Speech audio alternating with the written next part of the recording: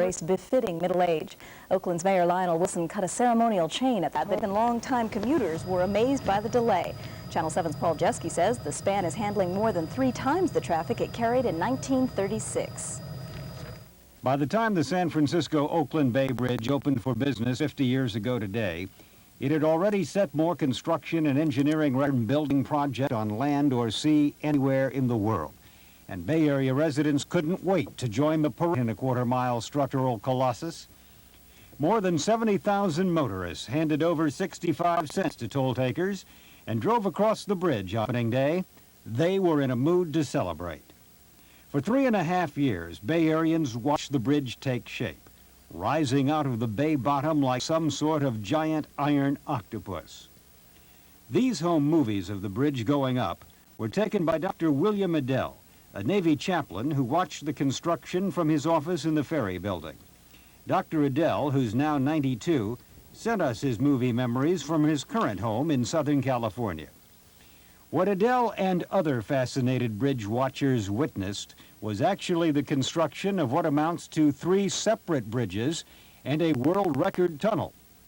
On the San Francisco side, twin suspension bridges anchored on a giant concrete block the size of a 40-story building.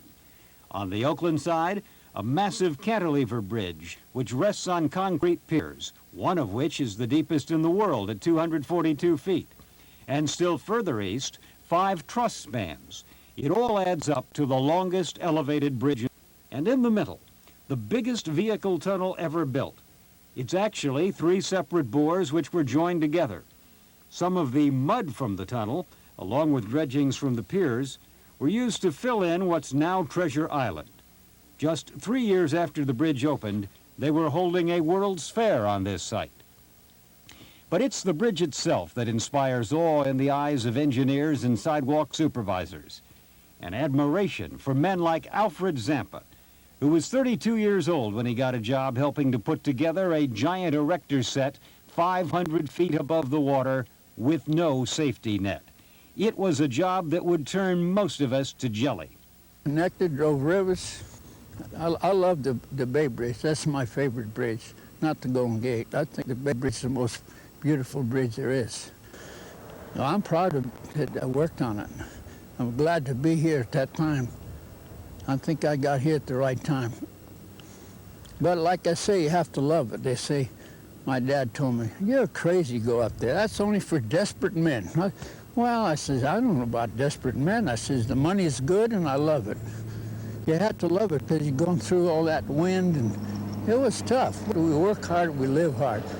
But when we had them 2 days off, boy, we raised hell. Usually when there's a death, they knock us off, you know, because everybody's kind of jittery, scary, and we respect our fellow worker. But then we go home thinking, well, tomorrow might be my day, because every time some guy goes, it makes your turn come closer. That's what we figured.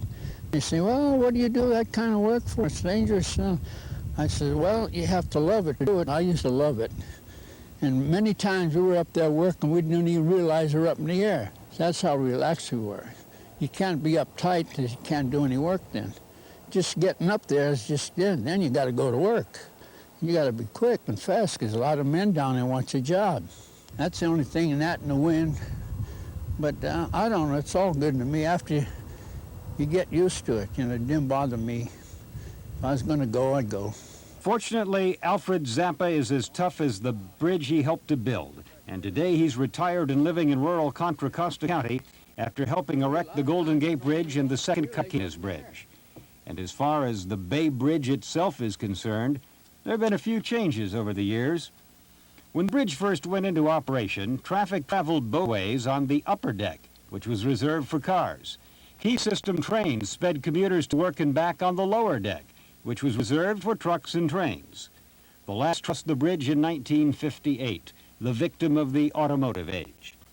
And in the early 60s, Caltrans rebuilt the roadways and made the tunnel taller so trucks could squeeze through and one-way traffic could be accommodated on both levels.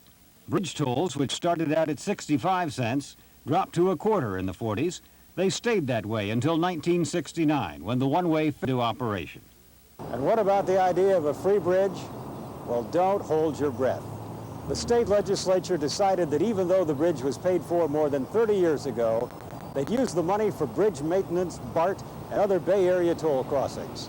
In the 50 years that the bridge has been here, they've collected over $500 million. Now that's a pile of change. At the Bay Bridge Toll Plaza, Paul Jeske, Channel 7.